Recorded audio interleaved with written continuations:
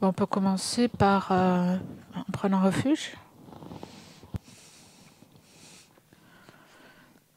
Sangye chedan soke chonamla janshu bado dani kyapsu chi dalgi jinsogi pet sonamki dola penche sangye lupa shu.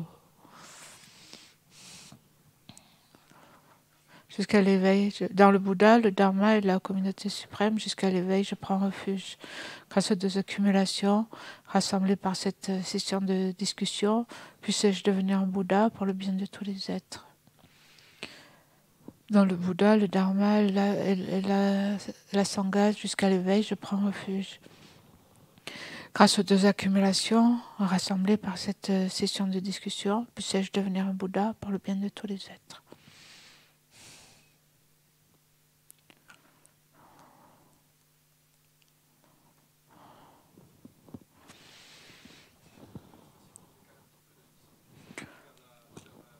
On me décale, comme ça.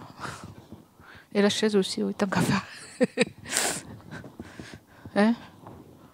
La vie est meilleure comme ça.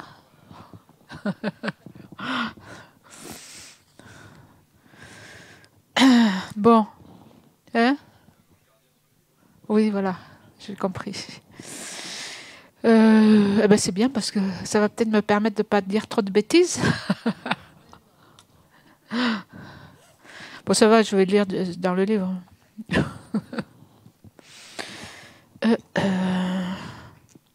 Ça allait ce matin? C'est dur. Ouais. Vous avez des questions pour que je sois là? Qui a dit qu'il prendrait des questions? Si on peut avoir des questions sur ce sujet-là, c'est bien. Parce que quelquefois, si on ouvre les questions à tout le monde, aussi, ça va dans tous les sens. Mais bon, ça peut être des questions sur comment?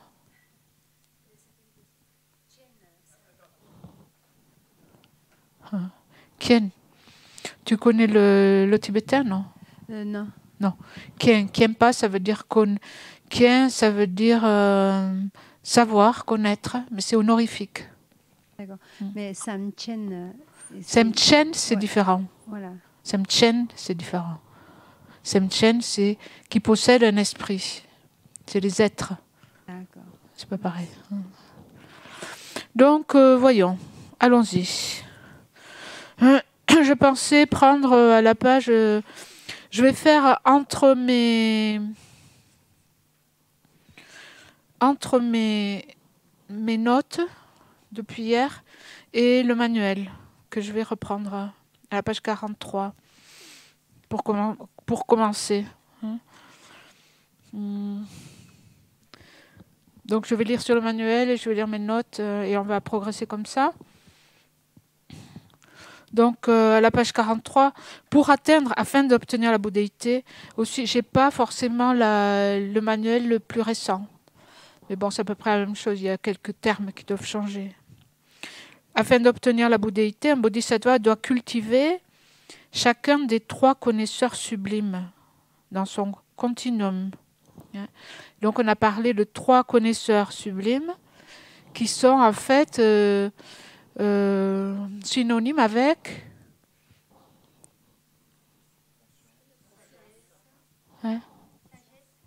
sagesse. Oui, conscience non. Conscience c'est très sagesse supérieure. Conscience en général non. C'est pas une conscience en général. C'est une conscience, mais c'est une conscience. C'est pas synonyme avec conscience, n'importe quelle conscience.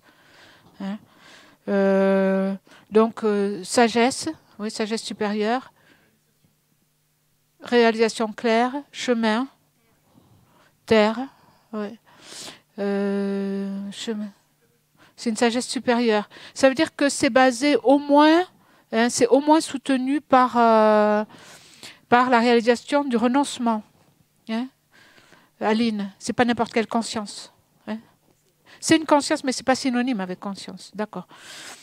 Donc, il doit cultiver les 3 connaisseurs sublimes.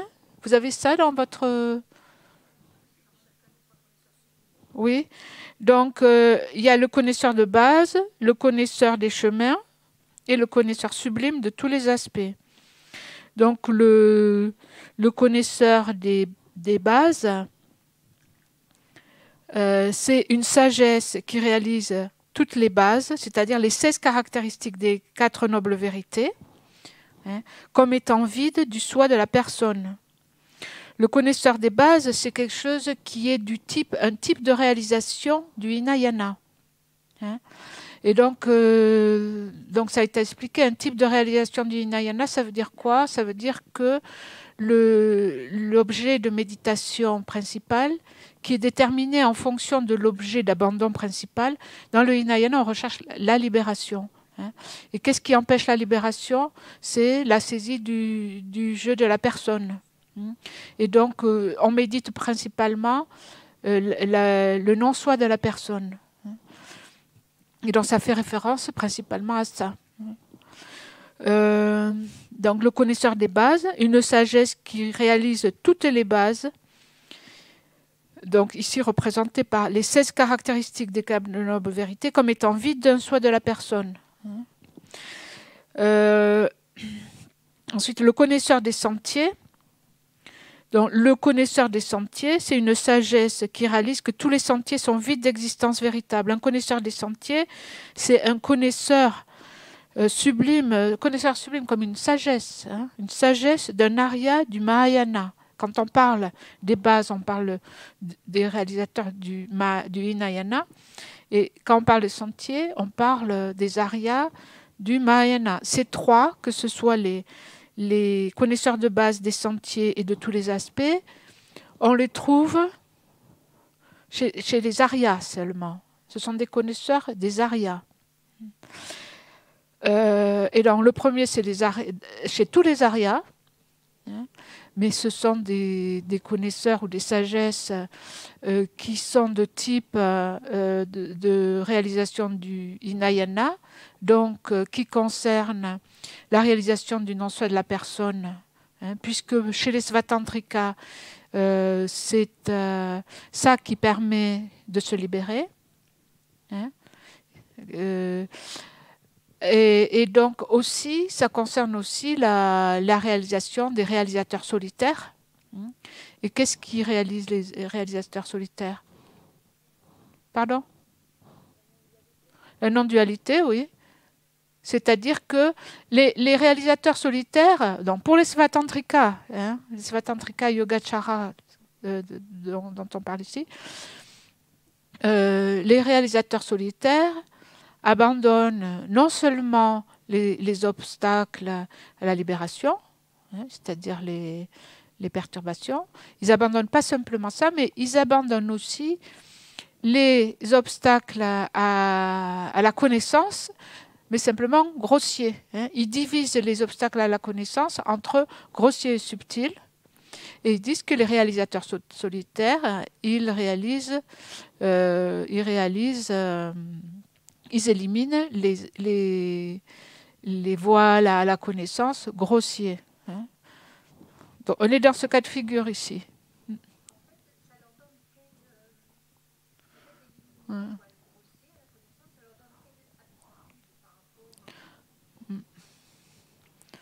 Oui, le fait d'éliminer que les voiles grossiers à la connaissance, ça leur donne quelle aptitude? Et ça, c'est une question que tu peux demander à Geshe-la, par exemple. Hein.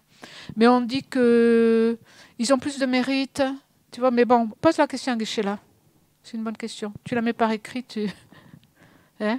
Comme ça, on aura une réponse sûrement plus complète. Le connaisseur des sentiers, c'est le connaisseur du chemin? Oui, c'est pareil. Donc voilà.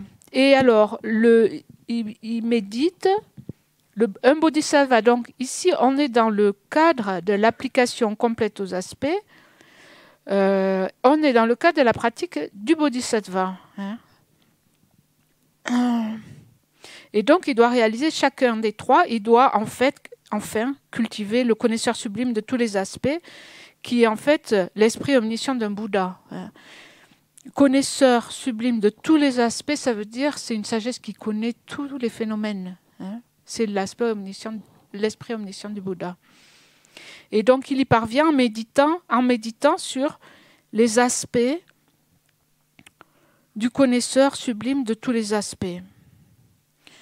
Le Bodhisattva engendre les 3 connaisseurs sublimes en méditant tous les aspects. Il y a un total de 173 aspects. Donc, il médite, il cultive ces 3 en méditant grâce aux applications, qui sont les méthodes, et donc grâce au moyen des 4 applications. Donc pour se souvenir un peu. Donc la définition d'une application complète aux aspects, ici le 4e chapitre, ça on l'a vu la dernière fois, je ne m'en souviens pas trop, mais ça fait partie, on a dû en parler la dernière fois. La définition d'une application complète aux aspects, c'est un yoga du Bodhisattva, uni à une sagesse cultivant collectivement les aspects des 3 connaisseurs sublimes. Donc, c'est le sujet de ce 4e chapitre. C'est cette application, cette méthode, ce yoga, qui permet de méditer tous ces aspects collectivement. Donc, il cultive les 173 aspects. Et donc, quand on parle de l'application complète aux aspects, ce type de méditation, il y a 11 sujets. On a parlé la dernière fois, ce traité, en fait, l'ornement d'éclat réalisation, c'est un commentaire au Sutra de la perfection de la sagesse, et il y a 8 chapitres. Donc, les 3 premiers chapitres, ce sont les 3 connaisseurs sublimes, le connaisseur sublime de tous les aspects, le connaisseur des chemins, le connaisseur des bases, et puis les 4 suivants, c'est les 4 applications. Donc ici, le 4e chapitre, c'est l'application complète aux aspects. Et chacun de ces 8 sujets, en fait, de ces 8 chapitres a donc chacun a un sujet. En fait, on dit les 8... Pardon ? Catégorie, voilà. Chacun a une catégorie comme sujet. Et chaque catégorie a un nombre de sujets qui l'illustrent. Par exemple, quand on étudie le premier chapitre donc, sur le connaisseur sublime de tous les aspects, l'esprit omniscient, il y a un nombre de sujets qui l'illustrent, qui permet de comprendre qu'est-ce que c'est. Donc pour chacun, c'est la même chose. Et donc pour ce 4e chapitre, pour comprendre l'application complète aux aspects, il y a 11 sujets. Et donc le premier sujet, c'est les aspects du connaisseur relevant des antidotes explicitement indiqués dans ce contexte. Donc, pour voir un petit peu, juste en bref, pour voir en bref, c'est à la page 45 du manuel, le chapitre 4. Alors, le premier sujet, c'est la présentation des 173 aspects à cultiver afin d'atteindre les 3 connaisseurs sublimes et atteindre la bouddhéité. Donc, c'est le sujet qui nous occupe, les 173 aspects. Ensuite, ce qui est présenté, c'est les applications principales d'un bodhisattva. Ensuite, les excellentes qualités des applications. Donc, les qualités des applications. Ensuite, les entraves qui font obstacle à la pratique sont présentées. Ensuite, en sujet 5, c'est les caractéristiques des applications qui sont présentées pour aider le pratiquant à comprendre les caractéristiques individuelles de chaque application et lui permettre de pratiquer correctement. Ensuite, sont présentés les sentiers, les premiers sentiers sur lesquels l'application complète aux aspects est pratiquée. Et donc, le sujet 6, c'est la concordance partielle avec la libération du Mahayana. Qu'est-ce que c'est la concordance partielle avec la libération du Mahayana? Ça, c'est quelque chose que vous devez savoir. C'est le chemin de l'accumulation. C'est une autre façon d'appeler le chemin de l'accumulation. Donc ici, le sujet 6 et 7, en fait, parlent des des chemins sur lesquels l'application complète aux aspects est pratiquée, parce que l'application complète aux aspects les limite. Une chose qu'il faut savoir quand on parle de tous ces concepts, souvent c'est la définition et les limites. C'est-à-dire, ça existe où? Et donc, l'application complète aux aspects, ça existe à partir du chemin de l'accumulation. C'est ça? Oui. À partir du chemin de l'accumulation jusqu'à la fin du continuum d'un être. Et donc, ah non, puisque oui, c'est ça. Donc, les premiers sentiers sur lesquels l'application est pratiquée, donc le sentier de l'accumulation et le sentier de la préparation, c'est les sujets 7 et 8. Donc, ça, il faut que vous le sachiez, la concordance partielle avec la discrimination, la concordance partielle avec la libération du Mahayan, c'est le chemin de l'accumulation, et la concordance partielle avec la discrimination certaine, c'est le chemin de la préparation. Sujets 7 et 8. 6 et 7, pardon. Ensuite, les signes d'irréversibilité apparaissent pour la première fois pour le Bodhisattva aux facultés aiguisées lors du chemin de la préparation. C'est pourquoi ce sujet est présenté ici. Au moment où il atteint la 8e terre, le Bodhisattva a obtenu de manière certaine des signes d'irréversibilité. Donc, ça c'est le 8e sujet.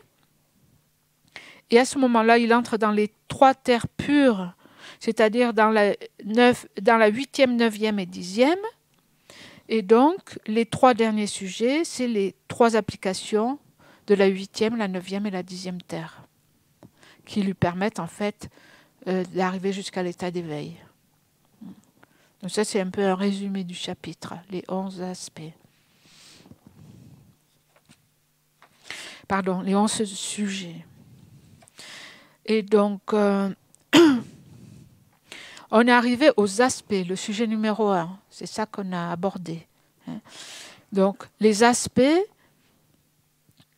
du connaisseur relevant des antidotes.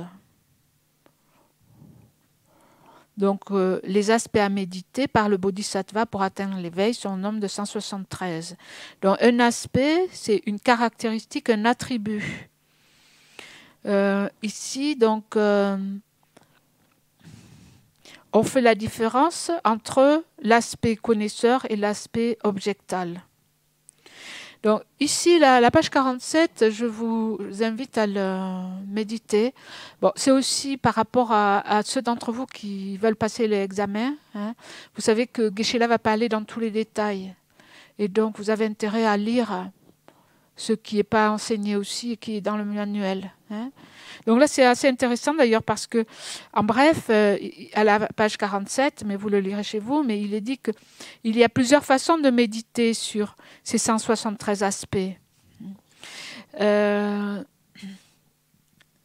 peut méditer, en bref, on peut méditer aussi sur quelque chose de similaire à ces aspects. Et aussi, on peut méditer en développant le souhait d'atteindre ces aspects. Ce qui permet en fait de méditer même sur les sentiers de l'apprentissage, même quand on n'a pas réalisé tous ces aspects, on peut méditer dessus parce qu'on médite sur une similitude. Comme par exemple, quand on a fait la méditation tout à l'heure, on a fait une similitude de cessation. Ce n'est pas une vraie cessation, on ne l'a pas atteint, mais quelque chose qui ressemble. Donc, pardon? Oui, ça parle bien. Aussi, ces méditations, souvent, elles sont là, elles sont dans ce livre. Vous verrez, à la fin, il y a une section sur la méditation. Donc ça, c'est intéressant à savoir. Donc, en général, il y a l'aspect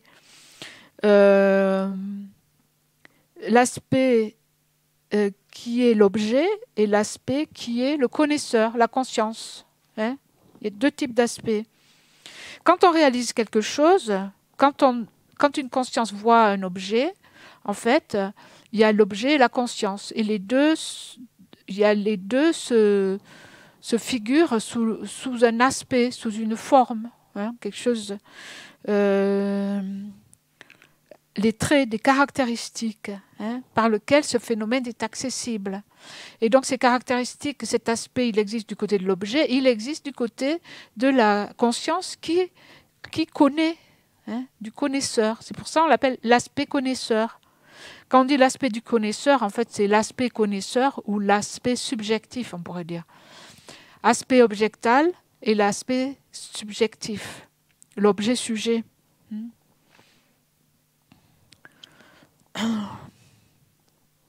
Donc ça, vous l'avez expliqué aussi, page 48. Je vous invite après, chez vous, à réviser, à lire.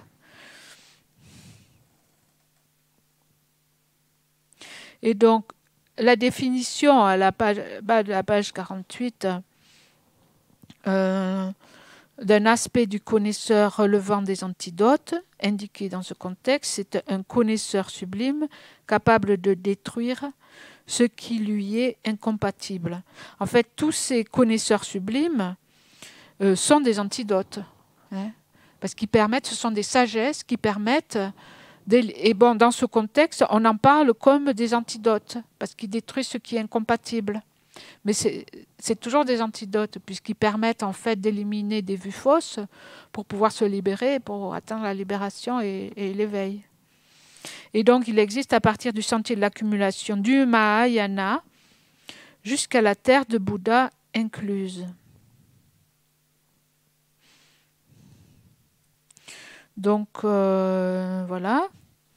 Ici, on parle de ces aspects. Et donc, entre les deux, on a dit l'aspect objectal et l'aspect connaisseur ou subjectif. Ici, on parle surtout de l'aspect subjectif, hein, connaisseur.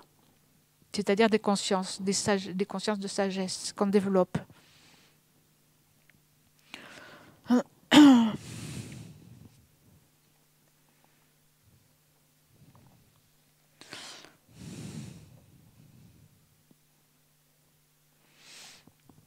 Et donc,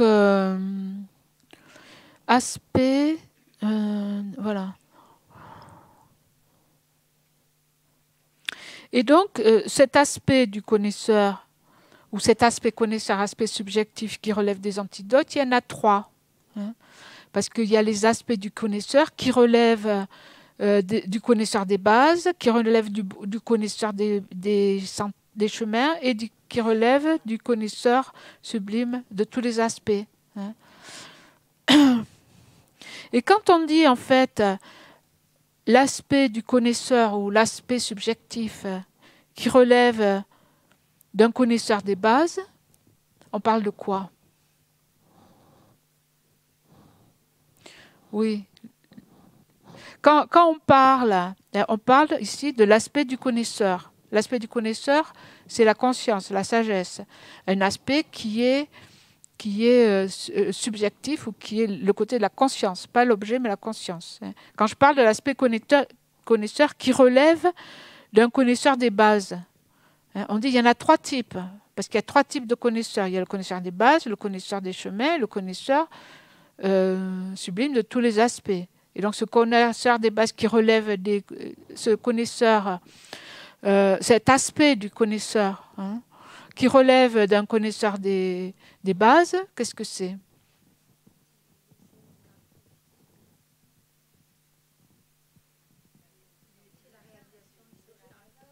Hein?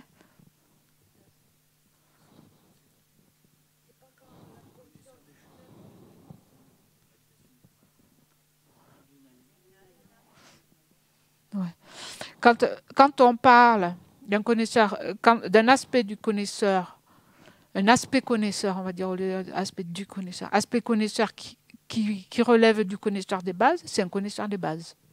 Quand on parle, non, pas du Hinayana, si tu veux, c'est ici on parle des bodhisattvas, dès le départ. Hein. Ici, l'aspect du connaisseur, si tu regardes ici, on parle, quand on parle de l'application complète aux aspects, on est dans le cadre de la pratique du bodhisattva. Tout ça, c'est la pratique du bodhisattva. Donc, c'est dans le continuum mental d'un bodhisattva, d'un Arya bodhisattva. Et quand on parle d'un connaisseur, d'un aspect connaisseur, si tu veux, une conscience de sagesse, qui relève des trois connaisseurs, ce sont ces trois connaisseurs en fait. Ce sont ces trois connaisseurs, c'est-à-dire, par exemple, si je parle du connaisseur des bases, le connaisseur des bases, c'est un type de réalisation qui appartient au Hinayana. Le type de réalisation, elle est propre au Hinayana, mais ici, elle est dans le continuum d'un Arya Bodhisattva. Hein. Donc, c'est un Bodhisattva, parce que le Bodhisattva, c'est quoi son objet de méditation principal? La vacuité, oui. C'est-à-dire l'absence d'existence inhérente, d'existence véritable. C'est la vacuité de toutes les personnes et des phénomènes pour le Bodhisattva. Mais il faut aussi qu'il réalise aussi le non-soi de la personne et qu'il réalise en fait toutes les couches d'objets d'abandon. Il réalise aussi, il réalise principalement la vacuité, mais par la même occasion, il réalise aussi le non-soi des personnes et aussi l'absence d'existence extérieure des objets, etc. Tous les autres, en fait, objets d'abandon, il les abandonne aussi. Mais principalement, son objet d'abandon, c'est l'existence véritable. Donc, son objet de méditation, c'est la sagesse qui réalise directement la vacuité.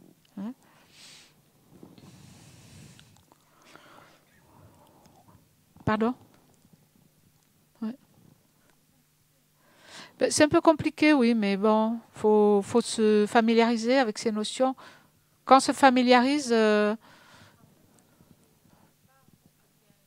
prends le micro si tu veux.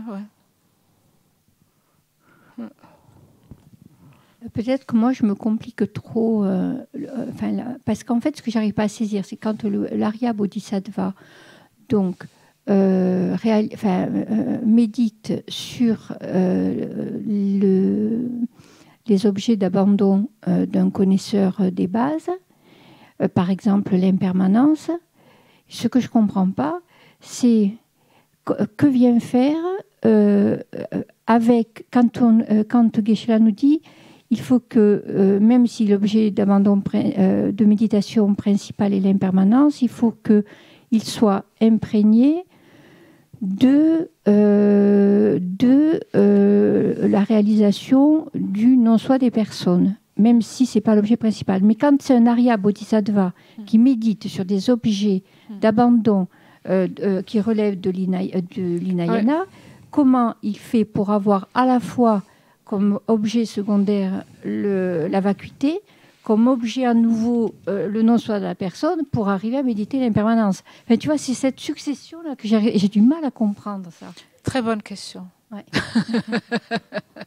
Très bonne question. Justement, je parle avec Geshe-la là,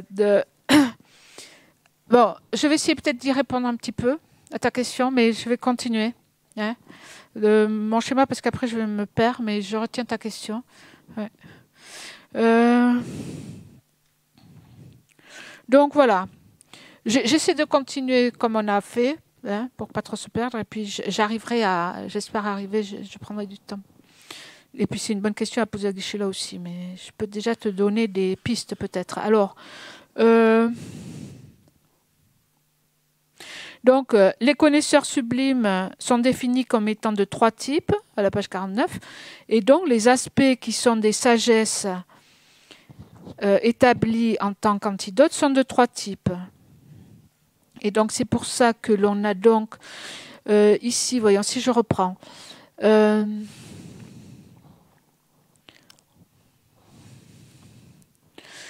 donc,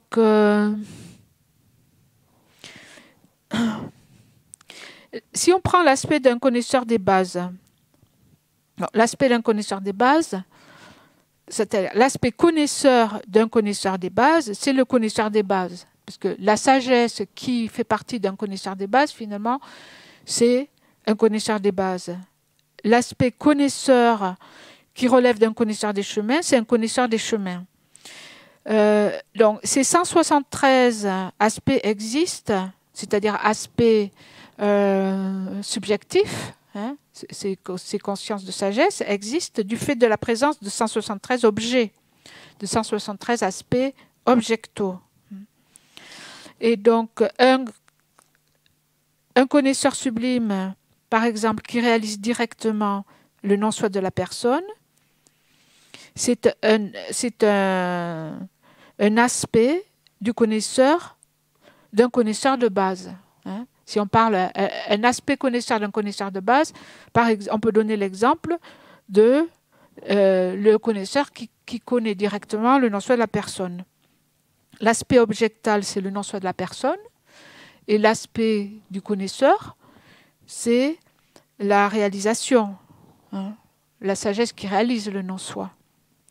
Et là, Geshe-la, entre parenthèses, il a dit, en fait, ce connaisseur de base qui réalise le non-soi de la personne, c'est un aspect subjectif, mais c'est aussi un aspect objectif, objectal. Parce que cette conscience de sagesse, elle réalise, donc c'est l'aspect connaisseur qui réalise, mais elle peut aussi être réalisée, elle peut être aussi prise comme objet par une autre conscience. Et à ce moment-là, elle devient aussi aspect objectal. Parce qu'en fait, tous les phénomènes sont des objets à connaître, peuvent être objets d'une conscience. Hein. Donc tous les phénomènes sont aussi des aspects objectaux.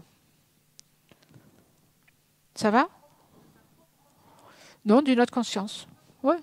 Oui, parce que tous les objets, tout ce qui existe, hein, la définition d'un existant, c'est ce qui est susceptible d'être connu par l'esprit. Hein. Par exemple, l'esprit omniscient connaît tous les phénomènes. Donc, même quelque chose qui est une conscience peut être connu. Donc, c'est à la fois un connaisseur, un aspect connaisseur, et à la fois un aspect objectal qui peut servir d'objet à une autre conscience. Tout ce qui existe est un objet, est un aspect objectal, est un objet à connaître. En fait, c'est la définition d'un existant. C'est ce qui est susceptible d'être connu par l'esprit, la définition d'un existant. Donc, pour continuer. Alors, la définition, bon, ça on l'a vu. Donc, il y a l'aspect du connaissant relevant d'un connaisseur des bases, relevant d'un connaisseur des chemins, relevant d'un connaisseur sublime de tous les aspects. Et donc, là, Geshe a dit quelque chose, mais c'est peut-être un peu compliqué.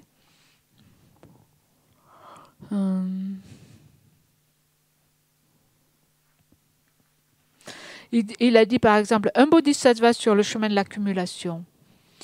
Donc c'est pas un arya, il n'a pas réalisé la vacuité. Hein.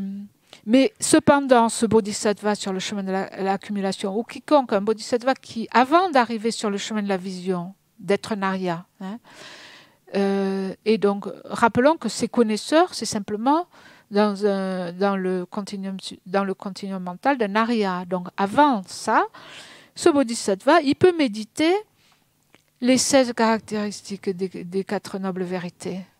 C'est-à-dire, il peut méditer sur l'aspect objectal, sur les objets. Hein. Il peut méditer aussi sur la sagesse qui réalise la vacuité. Mais il ne va méditer il va s'agir là que d'aspect objectal. Hein. Il ne va pas s'agir ici d'aspect de connaisseur.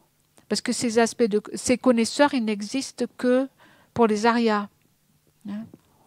Il a expliqué ça là.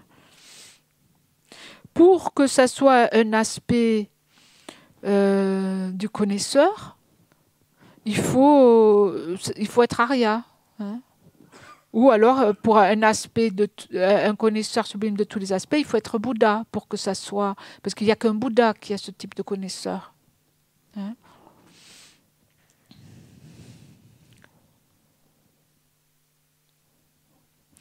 Donc, Namtsojo, donc Donc, l'application complète aux aspects, c'est un connaisseur sublime d'un bodhisattva qui est présente à partir du chemin d'accumulation jusqu'à la fin du continuum d'un être, mais pas à l'état de Bouddha.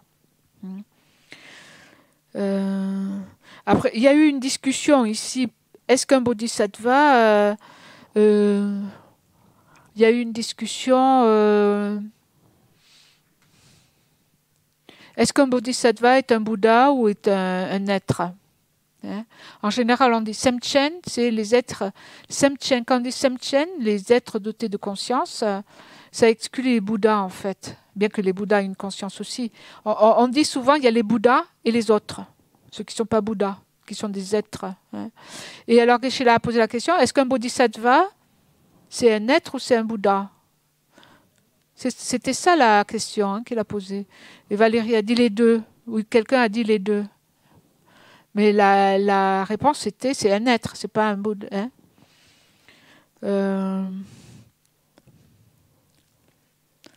Non, parce qu'il y a eu une discussion à ce sujet parce que quelqu'un disait c'est les deux.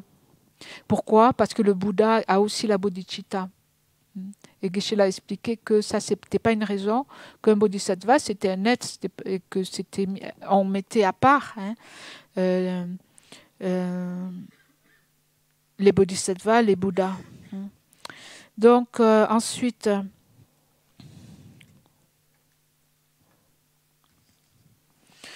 on a parlé l'aspect. Donc ces aspects qui doivent être médités, il y en a 173. Et ils sont divisés d'après les 3 connaisseurs. Il y en a 27 aspects qui sont des aspects d'un connaisseur des bases, il y en a 36 qui sont des aspects d'un connaisseur des sentiers et 110 qui sont des aspects d'un connaisseur sublime de tous les aspects. Et donc on a vu là les aspects qui sont des aspects d'un connaisseur des bases. La définition à la page 51 de l'aspect du connaisseur, c'est-à-dire l'aspect connaisseur, la sagesse, qui relève d'un connaisseur des bases. C'est un connaisseur sublime dans le continuum d'un arya, qui est un aspect, qui est un objet à cultiver pour un connaisseur des bases, et qui demeure dans une classe de réalisation du Hinayana. Il existe dans le continuum de tous les aryas.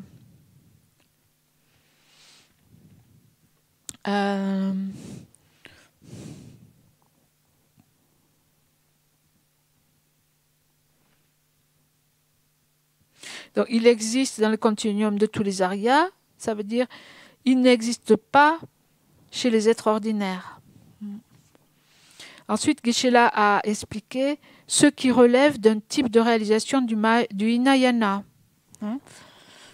Donc, c'est un objet de méditation principale d'un apprenti du Hinayana. C'est ce que j'expliquais tout à l'heure. Pour atteindre la libération, chez les Svatantrika, pour obtenir la libération, l'objet d'abandon, c'est l'existence substantielle et autonome de la personne. Et donc, l'objet de méditation principale, c'est les 16 caractéristiques des 4 vérités qui permettent l'accès au non-soi de la personne. Donc, si on abandonne la saisie du soi de la personne comme étant autonome et substantielle, c'est ça l'entrave principale à la libération. Et donc, pour réaliser ce non-soi, on médite graduellement sur les 16 aspects.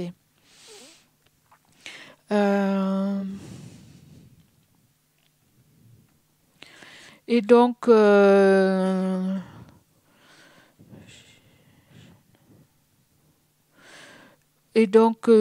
ici, on est dans les aspects du connaisseur, d'un connaisseur de base.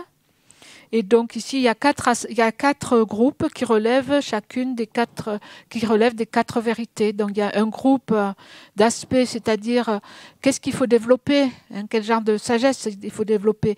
Donc il y en a 4 en fonction de la vérité de la souffrance, 4 en fonction de la vérité de l'origine, ensuite 4 en fonction de la vérité de la cessation et 15 aspects en fonction de la vérité du sentier.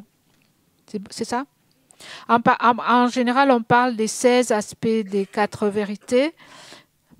Et donc les quatre premiers, c'est par rapport à la souffrance.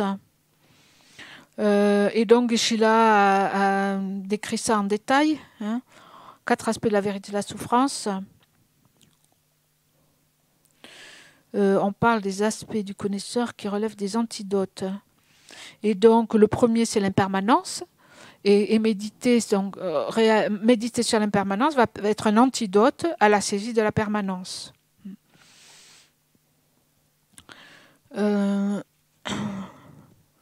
Donc il a parlé de ça.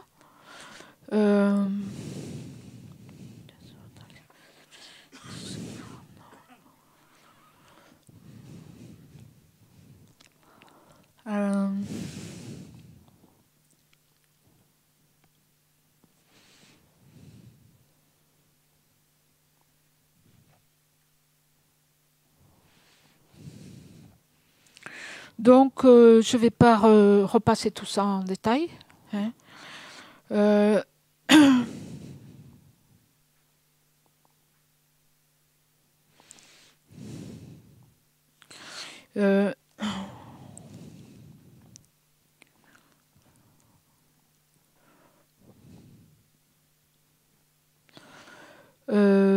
Donc, les 4 aspects de la vérité de la souffrance, l'impermanence, la souffrance, le vide et le non-soi.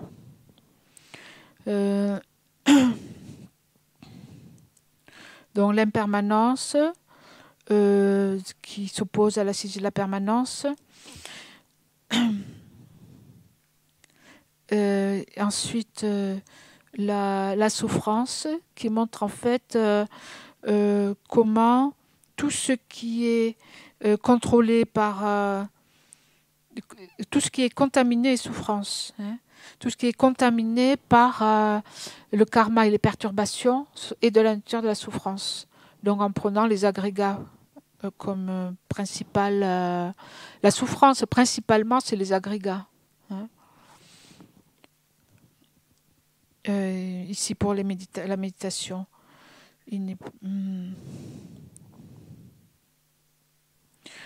Ensuite donc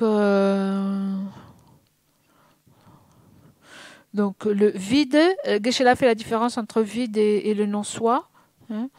Le vide, c'est vide d'un soi permanent, unitaire et indépendant. Et le non-soi, c'est vide d'un soi autonome et substantiel. Et donc la méditation sert d'antidote à la saisie de la personne, donc aux 2 niveaux. D'abord, à la saisie de la personne comme étant un soi permanent, unitaire et indépendant. Et donc le deuxième, donc si vous vous souvenez, on a parlé de ça quand on a parlé des écoles inférieures, hein, pour les écoles inférieures, la saisie d'un soi permanent, unitaire et indépendant, c'est un objet d'abandon. Mais pour les écoles supérieures, en fait, c'est quelque chose d'acquis, c'est pas inné. Donc c'est pas la racine du cycle, hein. C'est simplement la saisie d'un soi autonome et substantiel qui est considéré comme, par exemple pour les svatantrika, hein, la saisie d'une personne qui existerait de façon substantielle et autonome, c'est un objet d'abandon, hein, c'est la racine du samsara. En réalisant le non-soi à ce niveau-là, c'est-à-dire le non-soi d'une personne substantielle et autonome, on se libère. On se libère du cycle pour les svatantrika et au-dessous, hein. Mais pas pour les prasangikas. Pour les prasangikas, c'est quelque chose de grossier. Et pour les prasangikas, ce qu'il faut réaliser, c'est l'absence d'existence véritable de la personne et de tous les phénomènes, hein. Donc il y a les 4 aspects de l'origine de la souffrance, les 4 aspects de la vérité de l'origine, les 4 aspects de la vérité de la cessation et les 15 aspects de la vérité du sentier. On va passer à ça. Donc, ils sont divisés en 3 catégories. Donc, ici, on parle des connaissances. Alors, ici, on parle des aspects du connaisseur, l'aspect du connaisseur des bases, hein, qui est un connaisseur des bases. Aspect connaisseur, donc une sagesse, qui est un connaisseur des bases. Et dans le continuum d'un Arya Bodhisattva, ici c'est les pratiques des Bodhisattvas dont on parle. Donc un connaisseur des bases dans le continuum d'un Arya Bodhisattva. Et donc, comme c'est un connaisseur de base, il relève d'un type de réalisation du Hinayana. Et donc, on voit là, il y a 3 catégories, ces 15 aspects de la vérité du sentier. Il y a 4 aspects qui sont des sentiers de la vision, qui sont des antidotes au voile des perturbations.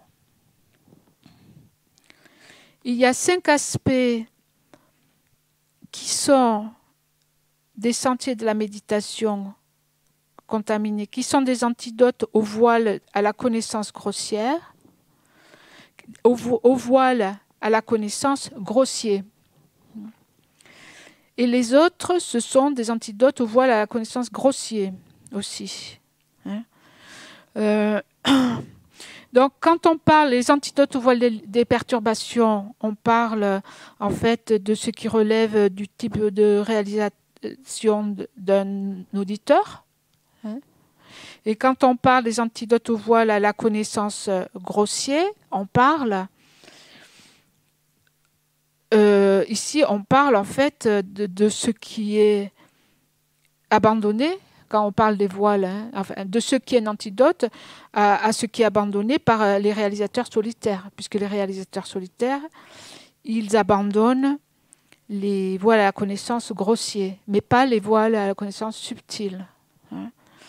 Et si on regarde...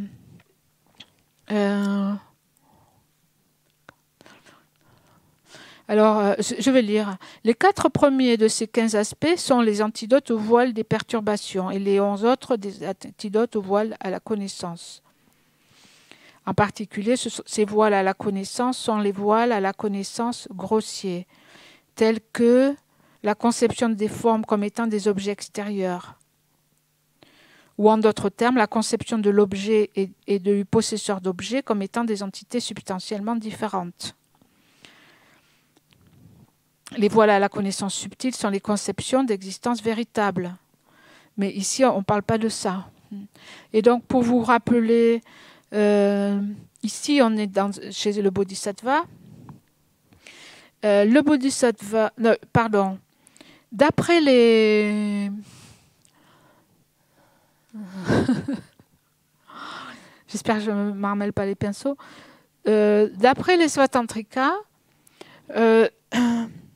qu'est-ce qui est abandonné sur le chemin de la vision?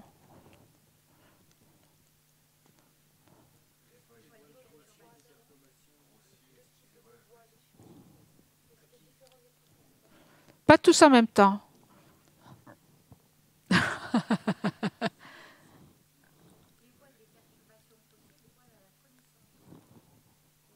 Grossier. Oui. Donc j'ai posé la question à Geshe-la parce qu'il y a grossier subtil et il y a aussi acquis et inné. Et donc acquis. Sur le chemin de la vision, ce sont les Svatantrika disent que pour les Prasangika, c'est pas possible d'abandonner les voiles à la connaissance avant d'avoir abandonné. Il faut que tous les voiles à la libération soient éliminés pour éliminer les voiles à la connaissance. Et l'élimination des voiles à la connaissance, c'est sur les 8, 9 et 10e terres. Acquis, inné. Non, attends, là, je ne parle pas de ça. Je ne parle pas de ça. Là, je parle des voiles à la... Il y a les voiles... Ici, je parle des voiles à la libération et des voiles à la connaissance. Donc, sur les 7 premières terres, c'est les voiles à la libération qui sont abandonnés. Et il faut avoir abandonné les voiles à la libération pour pouvoir abandonner les voiles à la connaissance. Chez les Prasangika, les voiles acquis des perturbations sont éliminés sur la première terre. Et à partir de la deuxième, c'est les voiles innés qui sont à la libération. Et ensuite, c'est les voiles à la connaissance. Pour eux, il n'y a pas de voile grossier et inné à la connaissance. de voile acquis. Il n'y a pas de voile acquis à la connaissance pour les prasangika. Chez les Svatantrika, ils abandonnent les deux en même temps, à partir de la première terre. Donc, sur le chemin de la vision, ils abandonnent tout ce qui est acquis, et à partir du chemin de la méditation, ils abandonnent ce qui est inné. Donc, que ce soit les voiles des perturbations ou les voiles à la connaissance. Les deux, donc acquis et inné. Geshe-la a dit il n'y a pas de différence à ce niveau-là de grossier subtil. En fait, les deux, ils abandonnent les deux, les grossiers et les subtils en même temps. Il n'y a pas de différence. La différence, c'est entre ce qui est acquis et ce qui est inné.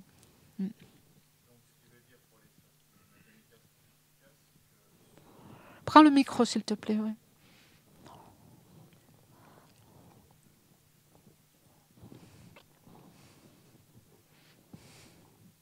Oui, c'est pour être sûr, voir si j'ai bien compris. Ça veut dire pour les Madhyamika Svatantrika, de la deuxième à la 10e terre, en fait, il reste jusqu'au bout des voiles, non seulement des voiles à la connaissance, oui, mais aussi des voiles des perturbations innées, oui, jusqu'à la fin. C'est bien ça. Il n'y a pas la distinction des 3 dernières terres. Non, il n'y a pas la distinction. C'est ce que j'avais compris, mais je voulais en être sûr. C'est ça. Okay. Ouais.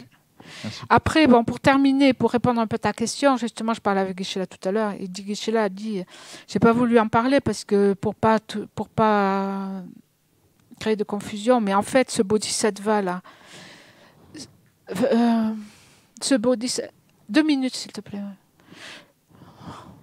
Ce bodhisattva là, ce bodhisattva qui, ce bodhisattva sur le chemin de la vision, qui élimine en fait, qui élimine les voiles à la les voiles, qui élimine ces voiles-là qui correspondent en fait au chemin des auditeurs et des réalisateurs solitaires. Il médite sur quoi? Il médite sur la vacuité. Son objet principal de méditation, c'est sur la vacuité. Dans un arya du Mahayana, sur le chemin de la vision, il réalise la vacuité directement. Il médite sur la vacuité directement. Mais toutes ces réalisations-là, elles se produisent par la même occasion. Tu vois, elles sont pas manifestes, mais elles se produisent au moment de la réalisation directe de la vacuité, qui est son objet principal. En même temps, si tu veux, de façon latente, non manifeste, tous ces autres objets, cette réalisation, elle sert aussi d'antidote au voile des perturbations et au voile à la connaissance grossière qui sont définis par les autres. Donc, ces connaisseurs du chemin, ils se produisent by the way, comment on dit en français, par la même occasion. Hein? By the way, en chemin, by the way, ça veut dire par la même occasion. Mais ce n'est pas l'objet principal. Tu comprends? Ça t'est clair ou pas? Tu poses la question à Geshe-la. Pardon? Oui. Oui. Mais comme tu me l'as dit, ça avait du sens. Tu vois? Parce que tu disais, mais qu'est-ce qu'il médite? Comment il médite? Sur l'impermanence et sur ses 16, etc. En fait, le bodhisattva, son objet principal, sur le chemin de la vision, il médite sur la vacuité, sur l'absence d'existence inhérente de tous les phénomènes. Et c'est ça qu'il médite, tu vois. Mais tout le reste dont on parle maintenant, qui correspond en fait... eh bien, on parle de Narya Bodhisattva ici.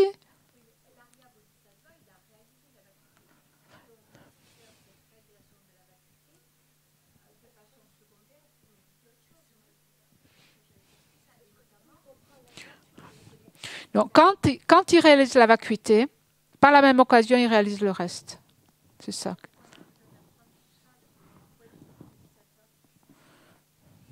Eh bien, c'est ce processus-là qu'on est en train de décrire.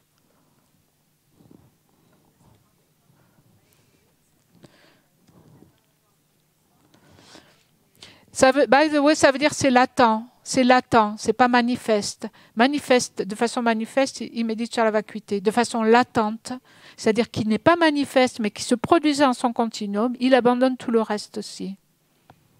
Il réalise aussi les 16 caractéristiques. Il réalise aussi l'absence d'existence extérieure des objets et tout ça. Tout ça par la même occasion d'avoir réalisé la vacuité. Donc ça, c'est la réponse à ta question telle que je l'ai comprise. Ou alors, je n'ai pas bien compris ta question. On va arrêter parce que c'est l'heure. Mais bon, si tu peux la reformuler, ta question, comme tu me l'as dit, c'était clair. Écris-la. Écris-la. Non, Geshe a demandé de mettre sur la table de Valérie. Ouais. Bon, tu peux aussi la dire, mais...